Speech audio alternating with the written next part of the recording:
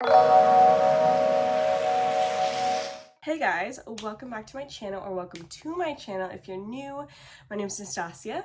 Today I'm doing a very chit-chatty video. A lot of times I will just do these sitting down, but today I decided I have to get my nails done anyway. I have to do my nails and I have to film, so might as well do it at the same time, right? So I am painting my nails with you while I tell you 5 things I learned a month ago when my husband almost died. That's the theme of today's video. If you don't know, my husband had a medical situation happen to him a month ago where he had a blood clot in his brain, and it was very, very, very scary, and I am pretty confident I almost lost him, and it was really traumatic.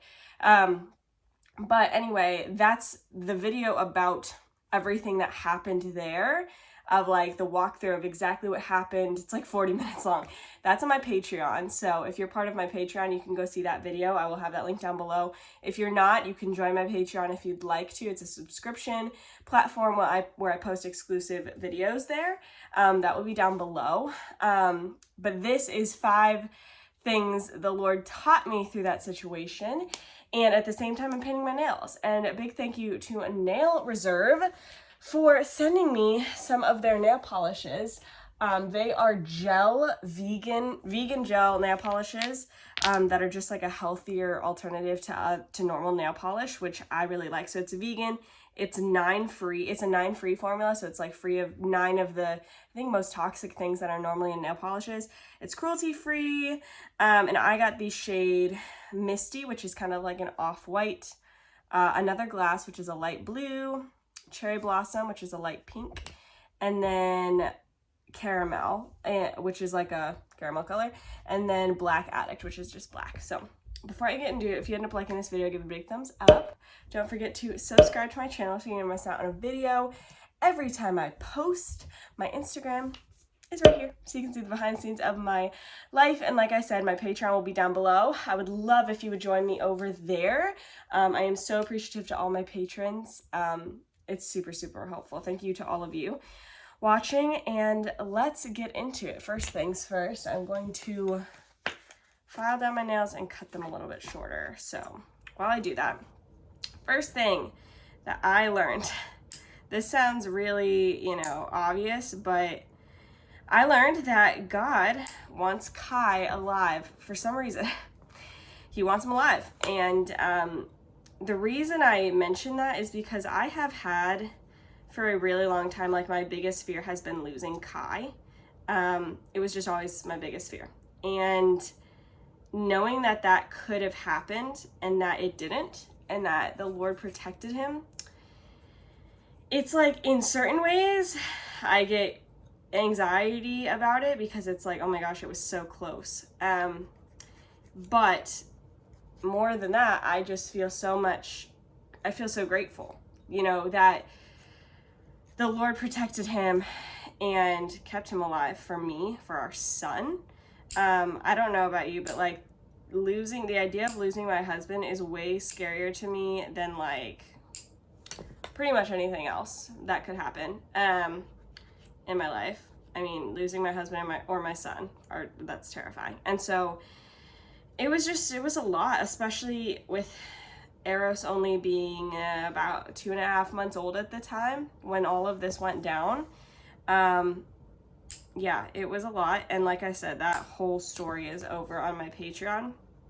But I think it just reminded me of the fact that, like, the Bible talks about how the Lord knows the day of our birth and the day of our death. He numbers our days. Everything is in the palm of his hand, and we don't have to be afraid. But this was a good reminder to me that, like, God easily could have taken Kai if it was his time, and it wasn't his time. And so I don't need to be like, I have a fear a lot of times of just like, oh my gosh, what if Kai just got in a car accident today? Or what if this, or what if that? Like, my mind goes crazy with what ifs. It can be really debilitating sometimes, like thinking about all those things and just not living life. And I think this taught me that, like, you can be afraid all the time if you want, but the Bible doesn't call us to do that, and it doesn't change anything, right? Like, it doesn't change when God actually has appointed our day and our time, whether we worry about it or not. Okay, so I just finished filing and I pushed back my cuticles, and all I'm doing is just putting a little bit of, what is this? Like rubbing alcohol on my fingernails just to get off any excess oils, just so that everything sticks the longest possible. What color did I want to do today? So these are the colors, guys. So this is like the blue color, the purpley pink color, black, this like off-white, and then caramel. I think I'm gonna do caramel because it is November now and I'm feeling caramelly. Anyway, the second thing that the entire situation taught me was I've never been more grateful for family in my whole life. I went to college out of state. Also, look how pretty. Ooh, pretty color. Okay. I went to college out of state a few years back, you know, when I went to college. And so I'm pretty used to like not being around family. I'm pretty good at adjusting to that. Not saying I don't like being around my family, obviously, or anything like that. I'm used to it. And so what I'm not used to is actually having so much family close by. And it really was just such, man, God knew. I don't know how I would have done anything. I don't know how I would have been able to be there for Kai. Sorry that I'm looking down. I'm obviously painting my nail. And then Eros, with just being so little, I don't know how I would have done any of that because he is exclusively breastfed. So we were going back and forth, you know, between the hospitals to do that because I didn't want to have to take him into the hospital if I didn't have to try to prevent, you know, sickness and stuff like that. And so it was just having Kai's family, and then my mom, she would go back and forth from her house to here to help us and be there for me. And then I know that sounds very like obvious, but I've never appreciated family so much. This entire actually postpartum journey, I have appreciated family more than ever in my life because I got really sick a few days postpartum and had a lot of help from family then as well. And it's one of those things that like, if we were out of state, I know we would have somehow found a way, but I don't know how. Like people would have had to come into town to stay with us because like Kai was in the ICU for, what was it? 48 hours? And you're not allowed to bring kids there. So I literally don't know what I would have done. Like, I would have just not had to be with Kai because his family was able to take care of Eros while I stayed overnight with him. We didn't know what was going to happen. We didn't know if Kai was going to be okay. So, like, can you imagine me, like, having to just leave him there? I know other people do it. Maybe you've had to do it before. It was just, I'm very, very grateful. And so that's another thing. Also, this nail color, it's really pretty, but it is literally the exact same color as my fingers. So I guess we're going with that. I guess that's the look for right now. It's truly a nude on me. Truly the most nude color you could possibly find. I'm just gonna put, what I love about gel polish is that I have like a little UV thing down here, and all I have to do is just turn it on and it's gonna set the gel. And I love that because there's almost nothing I hate more than waiting for nail polish to dry. I literally hate it. And I can't afford to go to a nail salon every month right now, although that is a guilty pleasure of mine. I love getting like dip nail polish. I think it's so fun and it stays so long, and just going to the nail salon is such an experience and fun, but it's expensive, and it's not a luxury that we have right now, which is totally fine. That's why, you know, stuff like this is so helpful, especially for busy moms. Kai has Eros, by the way, right now, so it's giving me a minute to actually do this. The third thing that, like, this entire, honestly, the past 4 months has taught me since Eros was born is the theme of I can't do it anymore, but I have to. Like, I can't, but I have to. And I might do a whole video about that, but that has been a huge theme in my life of just being like, Lord, I can't do this anymore. I can't. And him being like, you have to. You have to. But, you know, God is with me through it, and he strengthens me, because otherwise I really couldn't. And this was another one of those examples where I was like, I can't do this anymore. I don't want to do it anymore. I'm tapping out. I'm done. And it's like, you can't be. You can't. Like, I had to grow up really, really fast. I thought I already had to grow up really fast when Eros was born, and when, you know, nothing's about you anymore. Everything is about the baby, which I adore him, so it's fine. But it just made it that much crazier when Kai was hospitalized, and I was on minimal to no sleep. And, you know, nursing Eros still, and trying to even eat enough to keep up with that and to stay awake and not fall apart, not knowing what's going to happen to my husband, and trying to be strong for him, trying to get Eros on some kind of a routine amidst all of that. Like, it's all this, I can't do this anymore, and I don't want to do this anymore, but you have to do, and you have to do it. And I think that a lot of people, I've talked to some people, and they have felt this a similar way, just in completely different circumstances in their life right now, of just this sense of I can't, but I have to.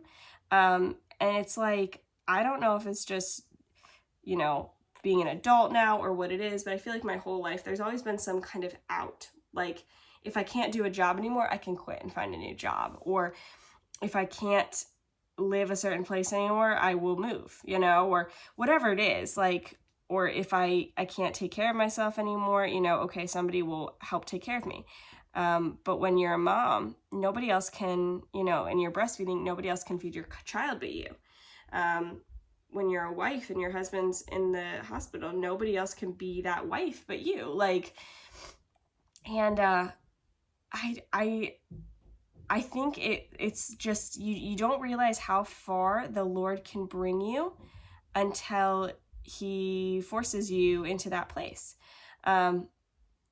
which is pretty cool, and also like crazy, because it's like, whoa, I didn't think I could ever go this far. I didn't think this could happen to me. I didn't think I would be able to handle something like that. Like, if somebody had told me 6 months ago, even, like, all the things that would be happening that I would feel completely overwhelmed with, actually, I'm glad that I couldn't have known that before, because I would have been like, no, absolutely not. I'm not doing it. Like, I refuse.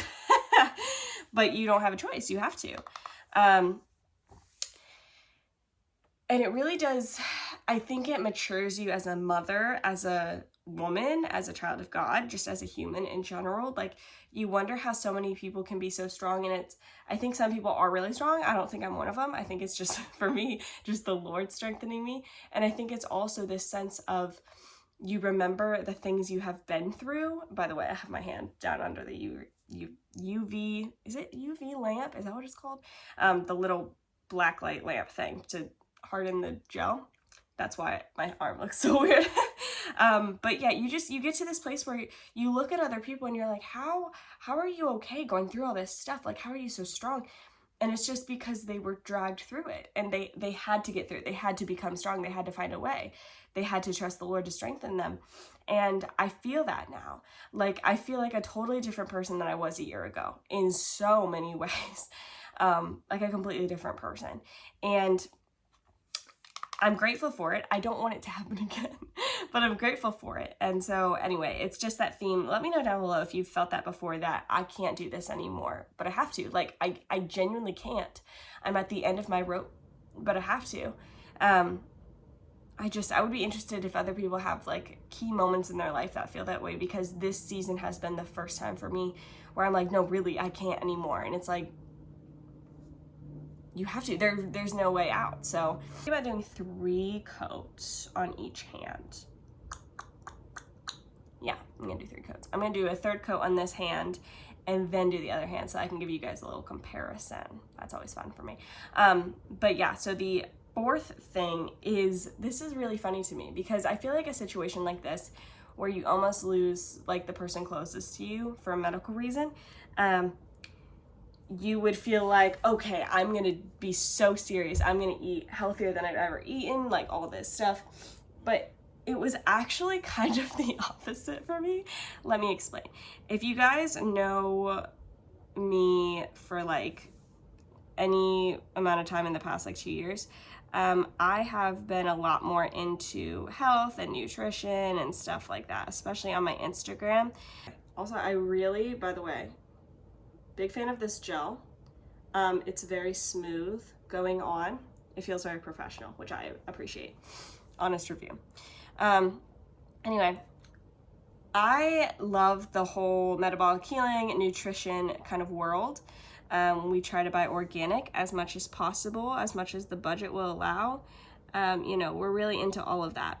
I was kind of crazy about it. Okay, not super crazy, but I built a little bit of a fear about it and a little bit of an idol, maybe borderline about it, of being like, oh my gosh, I want to avoid all the PUFA oils. I want to avoid, you know, all the things. I want all my makeup to be perfectly organic and this and that and the other thing.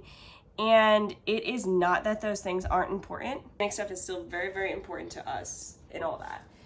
But it's just more the fact that when you go through something like that, like Kai is literally the healthiest person I've probably ever met in my whole life. I'm not exaggerating. He's way healthier than me. And he got a blood clot in his brain. It wasn't caused by anything he did or didn't do. It just was what it was. We don't know why, by the way. We're trying to figure that out. I'm just putting some of the rubbing alcohol back over the gel now that I've done 3 coats to take that sticky stuff off of it, like the sticky residue. It's done. So easy. Okay, on camera, it literally looks exactly like my color. In person, it's a little tiny, I mean, not much different, but it's a little bit. But these are this is the comparison. It's so nice actually having nails that are actually done and kind of put together. I'm very happy about that. Okay, on to the next hand. But my point is that I realized how strict I was being with myself over things that like I would cause myself turmoil in my mind, like stress over not being able to afford every meat we get, or, you know, organic right now, or whatever it is, and being like, oh my gosh, what's this gonna do for our health? What's this and this and this? And then I'm like, okay, but this happened to his health. He literally I could have lost him, and it had nothing to do with, so like my point is kind of what I was saying earlier, that like God knows the day and the hour, and we should, I believe, take care of our temples the best way we can. Our body is a temple, according to the Bible, and we should take care of it to the best of our abilities, in our financial means, all of that. And we should pray for God to protect our body.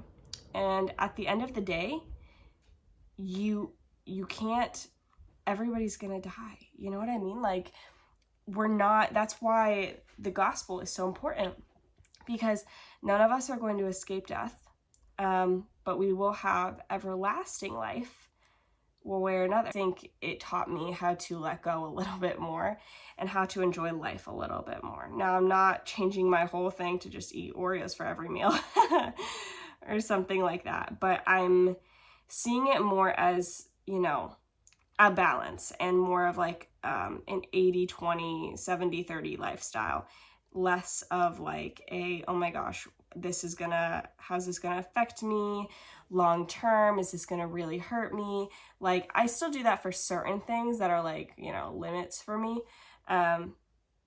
But a good example would be, I would be freaking out over shampoo or something if I couldn't afford the organic fragrance-free, blah, blah, blah kind. And again, don't hear me say that that's a bad thing if you get that. That's amazing. But I can't afford everything organic in my life right now. And I was like, okay, not that it doesn't matter, but it's just going on my hair. It's not even going like in my body or something. And I was like, I'm just gonna get the shampoo I want to get. I'm not going to freak out over it. I'm not going to worry about it that much. It's taking up too much space in my life to be freaking out over shampoo.